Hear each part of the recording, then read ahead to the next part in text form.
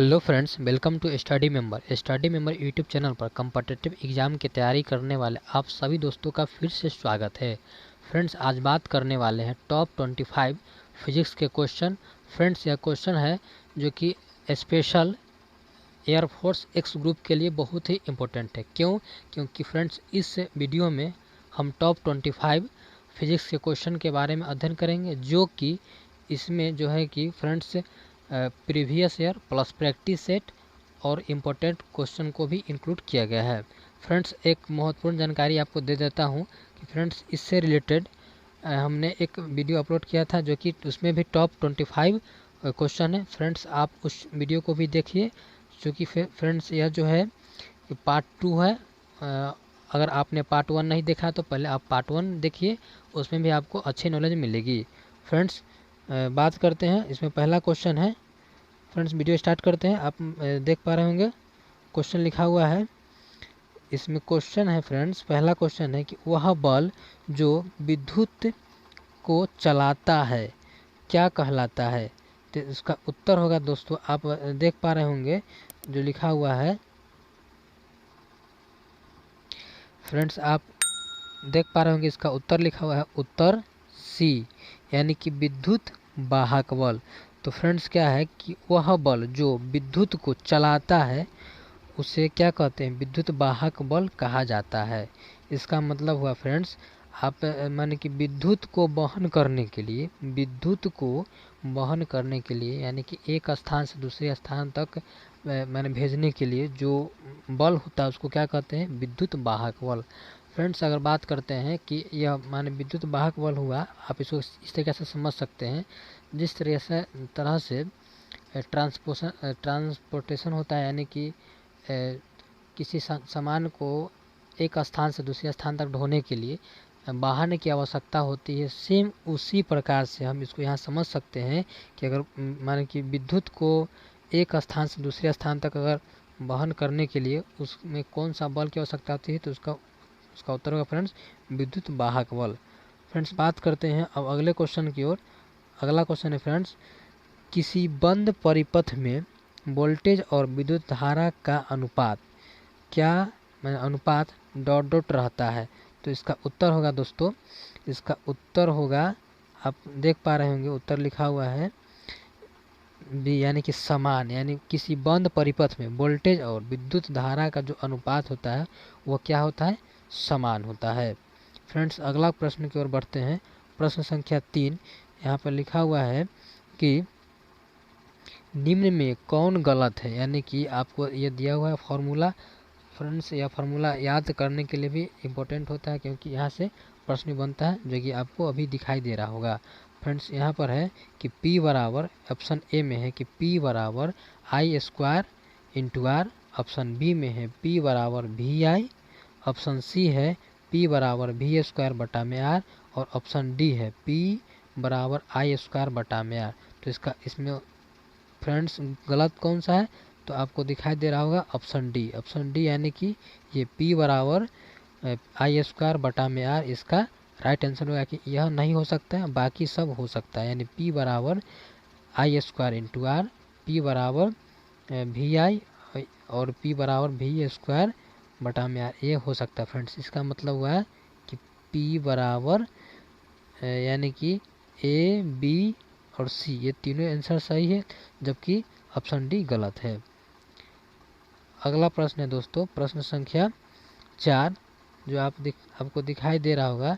इसमें है कि एक डोमेन में लगभग कितने परमाणु होते हैं। तो इसका उत्तर होगा फ्रेंड्स, उत्तर आपको दिखाई दे रहा है, उस पर लिखा हुआ है कि उत्तर 1, यानी कि एक डोमेन में कितने परमाणु होते हैं। तो 10 की पावर 18 से लेकर के 10 की पावर 21 के बीच में एक डोमेन में इतना परमाणु होते हैं लगभग में। अगला प्रश्न दोस्तों, प्रश्न संख्या 5, इसमें लिखा हुआ है कि निम्न सूत्र किसके सिद्धांत को दर्शाता है। तो इसका उत्तर होगा फ्रेंड्स, आप इसका उत्तर देख पा रहे होंगे। इसका उत्तर होगा फ्रेंड्स लेंज का नियम, यानी कि लेंज का नियम है जो कि आपको इसका उत्तर है। निम्नलिखित में निम्न सूत्र किसके सिद्धांत को दर्शाता है? तो यानी कि ये लिखा हुआ है, इसका सूत्र जो होगा इसका डी हो जाएगा, यानी लेंज का नियम को यह सूत्र दर्शाता है। अगला प्रश्न है दोस्तों, प्रश्न संख्या 6। इसमें है कि क्वाइल की गति की दिशा चुंबकीय क्षेत्र के सापेक्ष डॉट डॉट होने पर प्रेरित धारा सबसे अधिक होती है। तो इसका उत्तर होगा फ्रेंड्स, इसका उत्तर ऑप्शन सी, यानी कि 90 डिग्री। 90 डिग्री पर क्या होता है कि 90 डिग्री के सापेक्ष होने पर प्रेरित धारा सबसे अधिक होता है चुंबकीय क्षेत्र में। अगला प्रश्न है दोस्तों, प्रश्न संख्या 7, जो आपको दिखाई दे रहा होगा, यहाँ पर लिखा हुआ है कि कृत्रिम चुंबक की क्षमता प्राकृतिक चुंबक की अपेक्षा क्या होती है? यानी कि कम होती है, अधिक होती है, बराबर होती है या आधी होती है? तो इसका उत्तर होगा फ्रेंड्स, इसका उत्तर होगा ऑप्शन बी, यानी कि अधिक। कृत्रिम चुंबक की जो क्षमता होती है वो प्राकृतिक चुंबक की अपेक्षा अधिक होती है। अगला प्रश्न है दोस्तों 8 नंबर।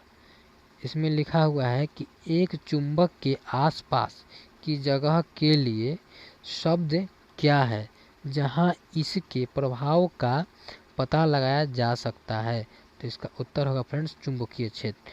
फ्रेंड्स इसको हम किस तरीके से याद कर सकते हैं?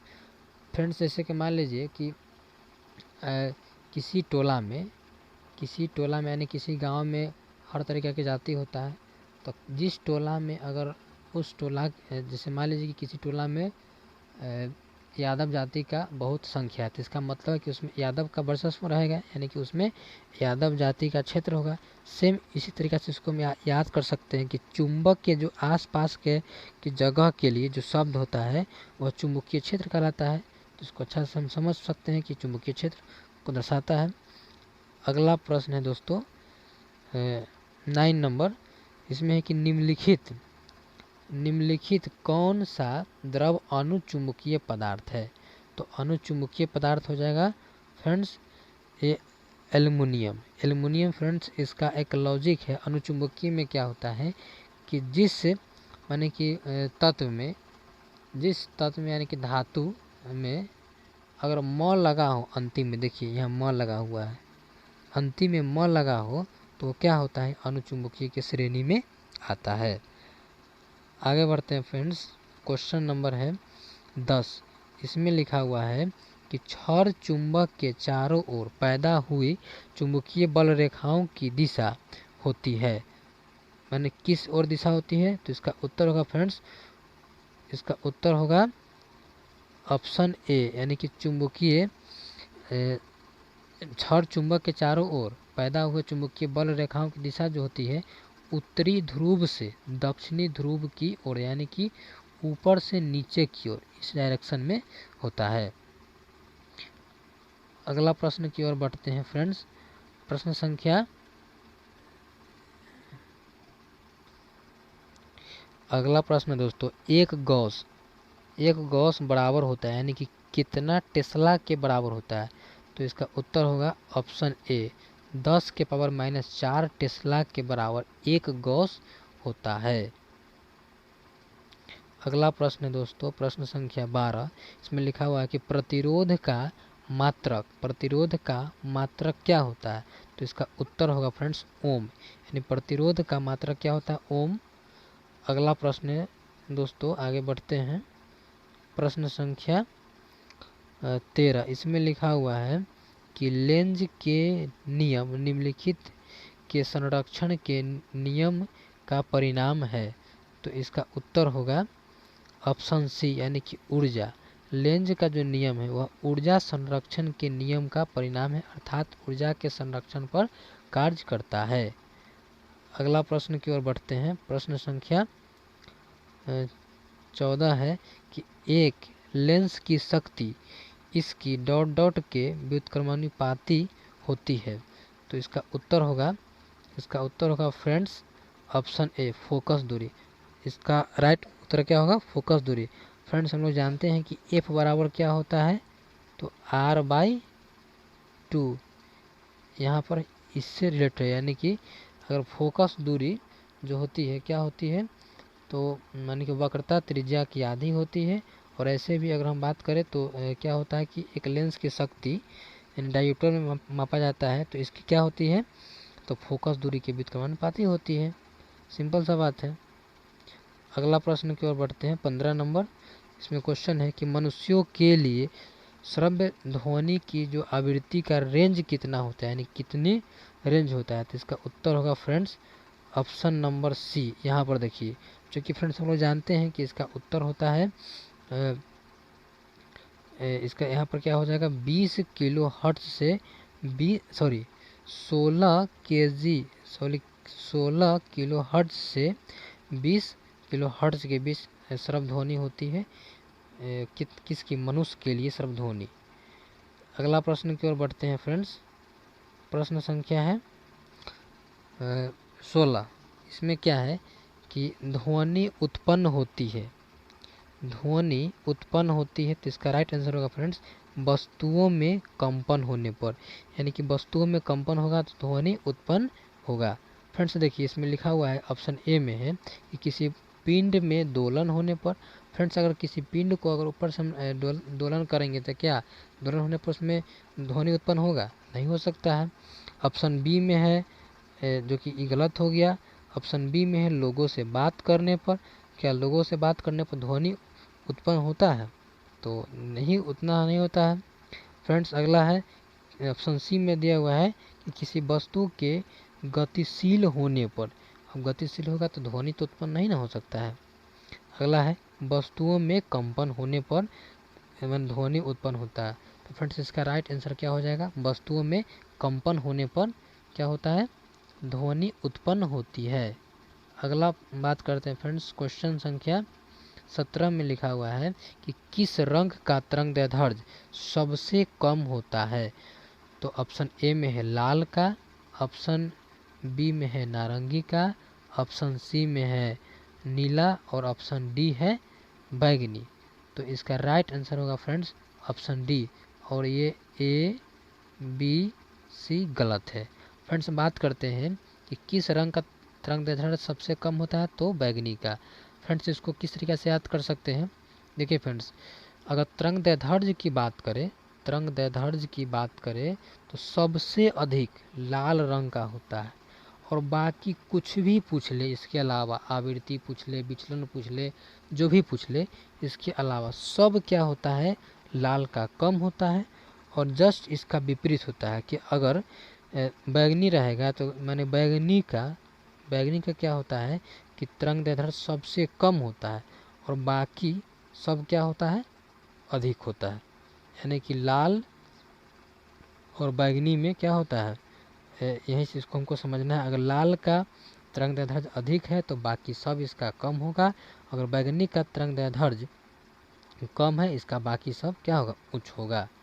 अब बात करते हैं फ्रेंड्स अगले क्वेश्चन की ओर। अगला क्वेश्चन है फ्रेंड्स क्वेश्चन संख्या 18। इसमें है कि तरंग, चाल, आयाम, तरंगदैर्ध्य और आवृत्ति सभी को कहा जाता है। सभी को क्या कहते हैं फ्रेंड्स, सभी को क्या तरंग के रासायनिक गुण कहते हैं। ऑप्शन बी में है तरंग की विशेषता कहते हैं, ऑप्शन सी में तरंग के घटक, ऑप्शन डी में है तरंग के कार्य। तो इसका राइट आंसर होगा फ्रेंड्स ऑप्शन बी, तरंग की विशेषताएं हैं। बाकी ऑप्शन ए जो है कि तरंग के रासायनिक गुण, ये नहीं हो सकता है। ऑप्शन सी तरंग के घटक, ये भी नहीं हो सकता है। ऑप्शन डी तरंग के कार्य, ये भी नहीं हो सकता है। तो फ्रेंड्स इसका राइट उत्तर क्या हो जाएगा, तरंग की विशेषताएं, यानी तरंग, चाल, आयाम, तरंगदैर्ध्य, आवृत्ति, ये सब क्या है, तरंग की विशेषताएं हैं। फ्रेंड्स अब बात करेंगे अगले प्रश्न की ओर। प्रश्न संख्या 19 है। इसमें है कि ध्वनि गमन नहीं कर सकती है। तो ऑप्शन ए में लिखा हुआ है कि द्रव में, ऑप्शन बी है ठोस में, ऑप्शन सी हवा में, ऑप्शन डी निर्वात में। तो इसका राइट उत्तर होगा फ्रेंड्स ऑप्शन डी निर्वात। यानी ध्वनि जो है कि द्रव में गमन कर सकता है, ठोस में भी गमन कर सकता है, हवा में भी गमन कर सकता है, लेकिन निर्वात में गमन नहीं कर सकता है। फ्रेंड्स बात करते हैं निर्वात क्या होता है। निर्वात यानी वैसा माध्यम जहां हवा भी नहीं, उसको निर्वात बोला जाता है, वैक्यूम। अगला प्रश्न की ओर बढ़ते हैं फ्रेंड्स। अगला प्रश्न है 20 नंबर। इसमें लिखा हुआ है कि निम्नलिखित में से कौन सा या से विधान सत्य है। तो इस मैंने ऑप्शन ए में है कि एल्युमिनियम में ध्वनि की गति 6220 मीटर प्रति सेकेंड, और ऑप्शन बी में है निकेल में ध्वनि की गति 60-40 मीटर प्रति सेकेंड। तो इसका राइट उत्तर क्या होगा फ्रेंड्स? ऑप्शन ए में क्या लिखा हुआ है कि ए तथा बी दोनों ही सत्य है, जो कि गलत है फ्रेंड्स। ये गलत हो जाएगा। ऑप्शन बी में है न ए न बी, माने कि न ए न बी माने कोई सत्य नहीं, इसका कहने का मतलब ये भी गलत हो जाएगा। ऑप्शन सी में है केवल बी सत्य, और ऑप्शन डी में है केवल ए ही सत्य। तो इसका राइट उत्तर होगा फ्रेंड्स ऑप्शन सी। बाकी डी भी गलत है। यहाँ पर क्या केवल बी ही सत्य है, इसका मतलब है कि निकेल में ध्वनि की गति 60-40 मीटर प्रति सेकंड होता है, लेकिन एल्युमिनियम में 62-20 मीटर प्रति सेकंड नहीं होता है। अगला क्वेश्चन की ओर बढ़ते हैं फ्रेंड्स। अगला क्वेश्चन है क्वेश्चन संख्या 21। इसमें है बेल। बेल किसकी इकाई है? तो बेल है फ्रेंड्स, ऑप्शन ए में लिखा हुआ है कि घर्षण की तीव्रता की, ऑप्शन बी पिच की, ऑप्शन सी तरंगदैर्ध्य की, option D none of these. जो कि सबसे फ्रेंड्स इसका उत्तर होगा घर्षण की तीव्रता की। घर्षण की तीव्रता की इकाई क्या होती है? बेल होती है। लेकिन पिच की, तरंगदैर्ध्य की, नन ऑफ दीज, ये सब ऑप्शन गलत है। यानी इसका राइट उत्तर क्या होगा फ्रेंड्स? ऑप्शन ए घर्षण की तीव्रता की बेल इकाई होती है। अगला क्वेश्चन की ओर बढ़ते हैं फ्रेंड्स। अगला क्वेश्चन है केल्विन पैमाने पर लिए गए ताप को सेल्सियस पैमाने पर बदलने के लिए आपको दिए गए ताप में क्या करना होगा? तो इसमें देखिए फ्रेंड्स, ऑप्शन ए में है कि 273 घटाना, ऑप्शन बी में है 273 जोड़ना, ऑप्शन सी में है 273 से विभाजित करना, और ऑप्शन डी में है 273 से गुना करना। तो फ्रेंड्स हम लोग जानते हैं कि कभी भी होता है तो इसमें जुटता है, नहीं तो घटता है। तो फ्रेंड्स सबसे पहले हम ये ऑप्शन सी को काट सकते हैं और ऑप्शन डी को काट सकते हैं। अब बात करते हैं फ्रेंड्स ऑप्शन ए होगा कि ऑप्शन बी होगा। तो फ्रेंड्स देखिए, केल्विन पैमाने को सेल्सियस में बदलने सेल्सियस पैमाने में बदलने के लिए क्या करते हैं? देखिए फ्रेंड्स, इसका लॉजिक हम बताते हैं, बहुत ही कमाल का है। जैसे केल्विन को हम के लिखते हैं, राइट, और सेल्सियस को हम सी लिखते हैं। तो फ्रेंड्स अगर हम ABCD लिखते हैं तो माने सबसे पहले के आता है कि पहले सी आता है? तो हम ज़रूर बोलेंगे कि सबसे पहले के सी आता है, उसके बाद ना के आता है। तो फ्रेंड्स देखिए यहाँ पर क्या बोल रहा है कि केल्विन से सेल्सियस में, यानी के से सी में जा रहा है, इसका मतलब घट रहा है, घटते हुए जा रहा है। तो इसलिए इसको यहाँ से हम याद कर सकते हैं कि 273 घटाना होगा। इसका राइट आंसर क्या होगा फ्रेंड्स? 273 घटाना होगा। हाँ, अगर यहीं पर दे देता आपको कि सेल्सियस से केल्विन में, तो यहाँ क्या करते? देखिए सी से के की ओर जा रहा है, इसका मतलब बढ़ रहा है, इसका मतलब कि इसमें 273 हमको जोड़ना होगा। इस तरीक़ा से हम कर सकते हैं। अगला क्वेश्चन की ओर बढ़ते हैं फ्रेंड्स। क्वेश्चन संख्या 23 है। इसमें क्या लिखा हुआ है कि मनुष्य आर्द्रता से परेशानी महसूस करता है, इसका निम्न में से उपयुक्त कारण क्या है? तो इस ऑप्शन ए में देखिए, ऑप्शन ए में है कि अधिक पसीना आना, जो कि गलत है। क्या अधिक पसीना आएगा तो क्या उसको आर्द्रता महसूस होगा? मनुष्य आर्द्रता से ज़्यादा परेशान नहीं ना हो सकता है। ऑप्शन बी में है कम पसीना आना, ये भी इसका उत्तर नहीं हो सकता फ्रेंड्स। ऑप्शन सी में देखिए कि पसीना का आर्द्रता के कारण वाष्पित नहीं होना, इसका मतलब ये होगा फ्रेंड्स अधिक पसीना होगा, ये भी आंसर गलत है। कम पसीना आएगा, ये भी आंसर है। लेकिन इसका राइट आंसर क्या है फ्रेंड्स? पसीना का आर्द्रता के कारण वाष्पित नहीं, यानी कि पसीना हमारे शरीर में जो भी है वो बाहर नहीं निकल पाता है। यानी इसका कहने का मतलब ये हुआ वाष्पित नहीं होना है। ये इसका उत्तर हो जाएगा फ्रेंड्स ऑप्शन सी। बात करते हैं अब अगले प्रश्न की ओर। फ्रेंड्स अगला क्वेश्चन है 24 नंबर, पानी के वाष्पन की गुप्त ऊष्मा किसके बराबर होती है? तो इसका उत्तर होगा फ्रेंड्स, इसका उत्तर होगा ऑप्शन, देखिए ऑप्शन ए में 226 कैलोरी, ये नहीं हो सकता है। ऑप्शन बी में है 340 कैलोरी, ये भी नहीं हो सकता है। ऑप्शन सी में है 536 कैलोरी, ये हो सकता है। फ्रेंड्स ये क्वेश्चन आपको याद करना ही होगा, इसमें कोई लॉजिक नहीं है। पानी के वाष्पन की गुप्त ऊष्मा कितना होता है? तो 536 कैलोरी के बराबर होता है। अगला क्वेश्चन की ओर बढ़ते हैं फ्रेंड्स। अगला क्वेश्चन है और आज का इस वीडियो का अंतिम प्रश्न है दोस्तों। इसमें क्या है कि लिखा हुआ है कि मिट्टी के घड़े में निम्न में से किस क्रिया के कारण जल ठंडा रहता है? तो इसका राइट आंसर होगा फ्रेंड्स ऑप्शन बी, बाष्पीकरण के कारण। क्या होता है कि मिट्टी के जो घड़ा है उसमें से उसमें जो जल होता है ठंडा रहता है। क्यों? क्योंकि इसमें बाष्पन की क्रिया होते रहती है, इसलिए उसमें क्या होता है कि पानी जो होता है उसमें का ठंडा रहता है। ऑप्शन ए में है कि द्रवण, ये तो होगा नहीं। ऑप्शन बी ऊर्ध्वपातन विधि, आपको पता ही है कि सीधा क्या होता है कि ऊर्ध्वपातन विधि जानते होंगे कि ठोस से सीधा गैस रूप में बदलता है, द्रव अवस्था में नहीं बदलता है, तो ये होगा नहीं। ऑप्शन ए भी नहीं होगा द्रवण, और ऑप्शन डी है कि उपयुक्त में से कोई नहीं, ये तो पूरा ही गलत है। इसका राइट आंसर क्या होगा फ्रेंड्स? बाष्पीकरण। बाष्पीकरण के कारण क्या होता है कि मिट्टी के घड़े में निम्न में से माने कि जल ठंडा रहता है, कहने का मतलब हुआ।